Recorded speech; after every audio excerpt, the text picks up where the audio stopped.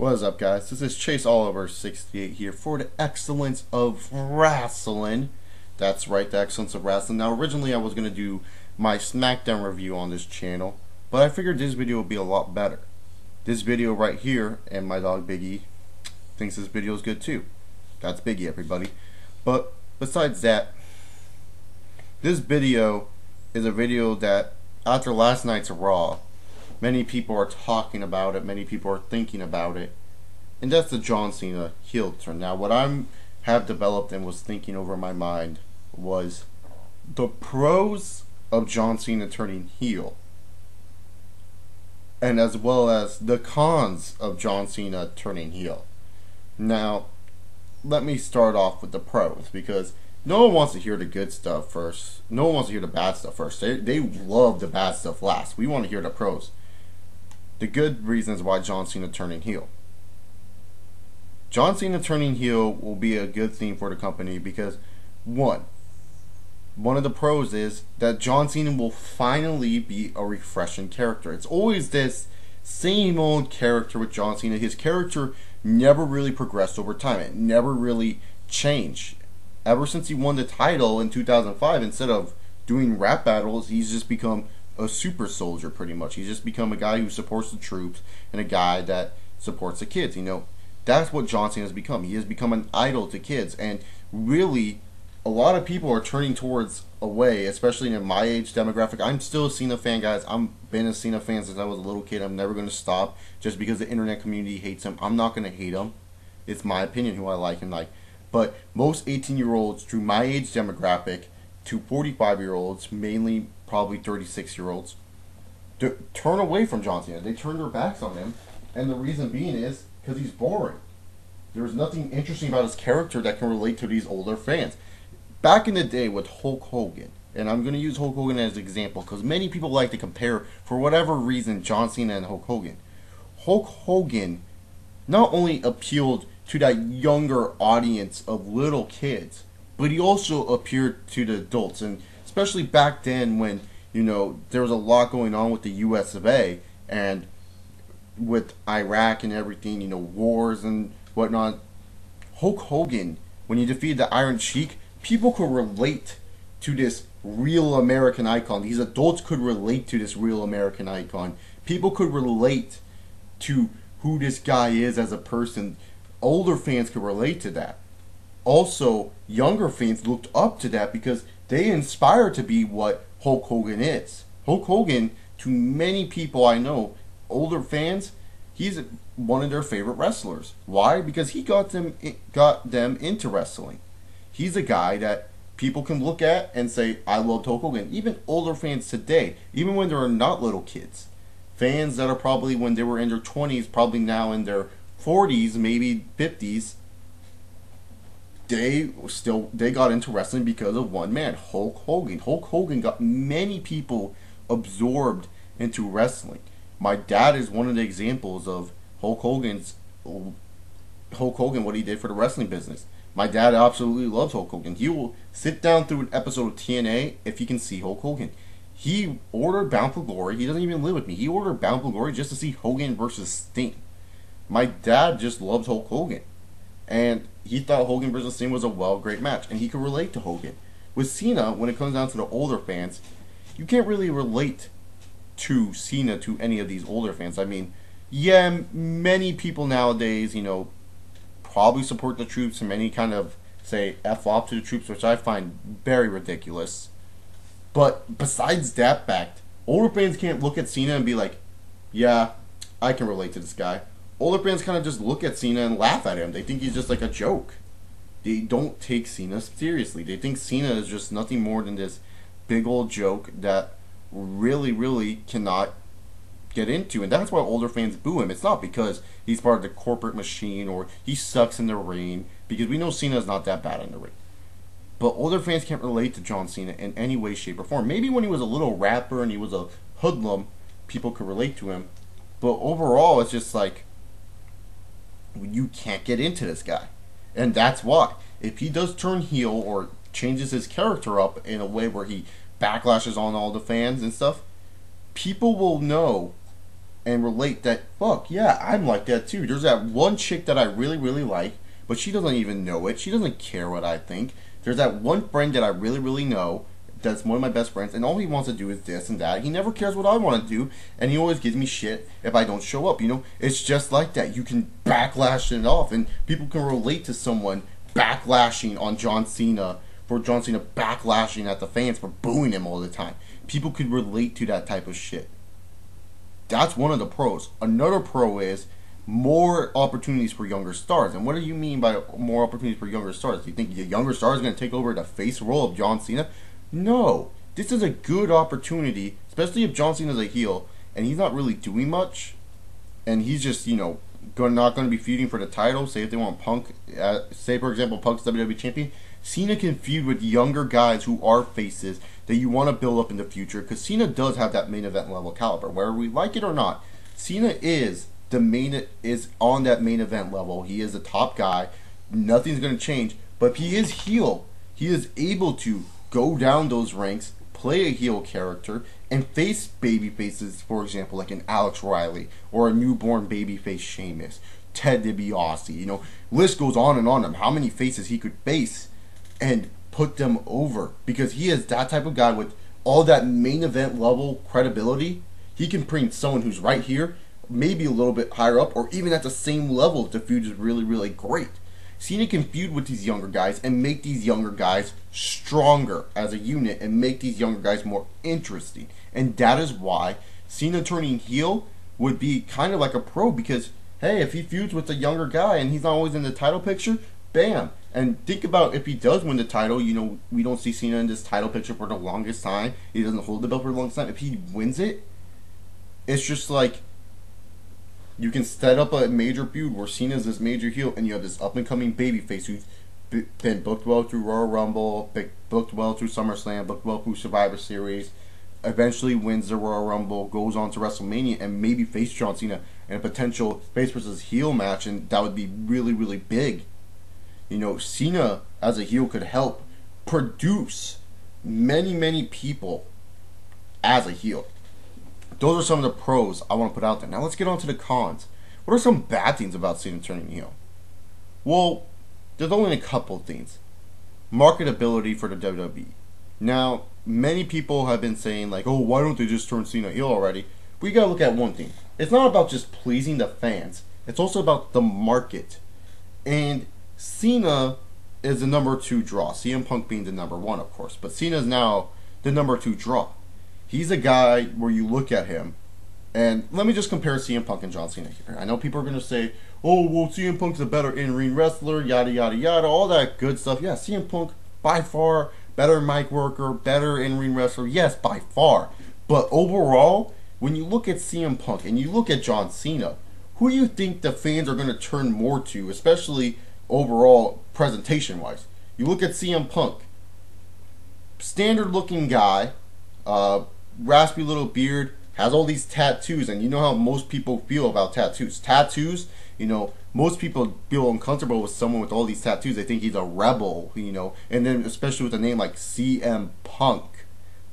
It's just like, it just really, really causes chaos, and people go, oh, we don't need the children. Wrong.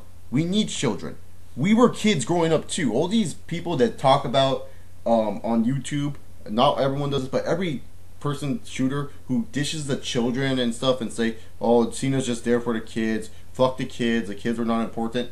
Wrong. The kids are important. Even though they're a small demographic, they are important for growing up with the company. We were once kids too, growing up with this company, and we used to be in that small demographic. We used to be there. And for us to say, oh, fuck the kids and all this nonsense, it's bullshit. Don't fuck the kids. The kids need someone to look up to and grow up to, inspire to, and still watch wrestling for that reason, because of that guy. My dad, and I'm bringing him as an example again. My dad, who did he love as a kid? Hulk fucking Hogan. Or as a teenager, whatever. Hulk Hogan. And then later on, Hogan, he still loves him today. He watched TNA for fuck's sake just for Hogan. Does that not say anything to you guys, that growing up with a certain wrestler makes people more interested with them, and that's what I'm saying. You look at CM Punk, yeah, I bet you little kids do love CM Punk. I'm not saying little kids don't, but I'm saying when you look at the marketing standpoint and you look at Punk overall, and you know if a little kid wants to get into wrestling, and parents see that, especially moms, you know how moms are. Parents see that, they might tell their kids not to watch this because they might not be fans of the CM Punk character. They might not be fans of what he stands for. Yeah, he has this straight edge theme, but he's kind of a weirdo with all these tattoos. So it's kind of a hit or miss with CM Punk. You don't know if he's going to draw a fan base. When you look at John Cena, chiseled body, good looking man, women love him, kids look up to him because he's this super powered force. You know, he's just this guy that you look up to and say, wow, he is just beyond the earth for the little kids. For the little kids, he's beyond the earth, and that's the thing. When it comes to marketability, you look at CM Punk and John Cena. John Cena, on a marketability standpoint, is way up higher than CM Punk. I mean, CM Punk, he has a good look to him. I'm not gonna lie. CM Punk, I think, is a fine-looking man. He's a guy that could easily draw money. He's proven to draw money. But I'm saying, overall standpoint-wise, many people might be turned off to him, especially the little kids and parents. And you say, screw the fucking kids, fuck them. Well, who's going to keep on watching? Who's just going to keep on watching? You can't just keep it. The WWE just can't keep this plain level of growing up with the fans from the 80s. Because soon those fans are going to hit the dust and grow old and die. And then they're going to go plummet because they never picked up this new fan base. So Cena turning heel could probably hurt the WWE, especially since Cena does all this Make-A-Wish stuff. Now, I bet you Cena can still do the Make-A-Wish stuff, but who would want to see John Cena, especially if he turns heel? Who knows? But really, Cena would get, WWE would get hurt marketability-wise because just because you notice every poster features John Cena in the center, John Cena this, John Cena that. It's just because they know he's that guy that they can trust. He's that guy that has a good look to him. He's the guy who does all the Make-A-Wish. He's the guy who does this. He's the guy who does that. He loves his fans. He loves the C Nation. They just know he is that guy. While CM Punk, we know that how he is in real life. He's talked about it before. You can't deny it. He's talked about it on The Art of Wrestling with Colt Cabana and the BS Report with Bill Simmons and his recent interview for Sports Illustrated. He's talked about how he doesn't like when fans interact with him that much. He's trying to enjoy himself as a person. He doesn't want to look at himself as this icon, this superstar. You know, he acts like a prick. I understand sometimes where if someone's listening, if he's listening to his headphones, don't fucking bother CM Punk when he's enjoying his music. I wouldn't want to be bothered. But I'm talking about like overall, just as an aspect, as a person. You look at CM Punk, and I met CM Punk. He shoved me off. He thought I was just some little kid trying to sell shit on eBay, and he thought my dad was there to make me feel sorry. No, I want a fucking autograph from you, you stupid ECW champion. I didn't want to sell this shit on eBay. I want an autograph from you. Cena, I met him 3 times. He's autographed everything. He's talked to me a couple times, you know. I really do think Cena's a good guy, you know. You gotta just talk to him. It's just, we hate him, but no one takes the time to talk to him. No one wants to know how he is. CM Punk, he really doesn't really like talking to his fans that much unless he has to go to these signing events, go to all these promotion events for WWE. He will do it, but outside of WWE, he's not like friendly go happy like Cena is. Cena will take the hate. He doesn't care. You know, Cena, even when fans boo him, you know. And that's the thing, that bullshit with Cena, he doesn't really care about the hate. You know Cena gets frustrated when it comes down to hate, especially it showed during ECW and a little bit during Money in the Bank and probably a lot during Survivor Series. But really, Cena, just overall, it's just you look at him, he's this guy that you know that will never let you down. He's this guy that you know that will always be there on your side, while CM Punk might be kind of iffy, who knows, but people know he's a jackass, and you should have common sense. But little kids are not that smart, guys. They're kind of still growing up. Yeah, they see CM Punk as this jackass on TV, but if they meet him in real life, they will be excited, and Punk shoos him off? Really? You think that's a good way to represent your company? A guy who just says fuck off to his fans? I truly don't think that's a good way to represent your company, especially if you want your company to look good. Pretty much a lot of other cons can come from Cena turning heel, but if you look at the list and you make your own list and you think, there's a lot more pros and a lot more money that could probably come out of a Cena heel turn than keeping Cena as this watered down babyface. Now, if they made Cena a different type of babyface, it'd be different. But at this point in his career, he needs a change in character. His character has not been interesting. I'm a John Cena fan, I'll tell you. I don't jizz over Cena. I don't fucking think Cena's a god.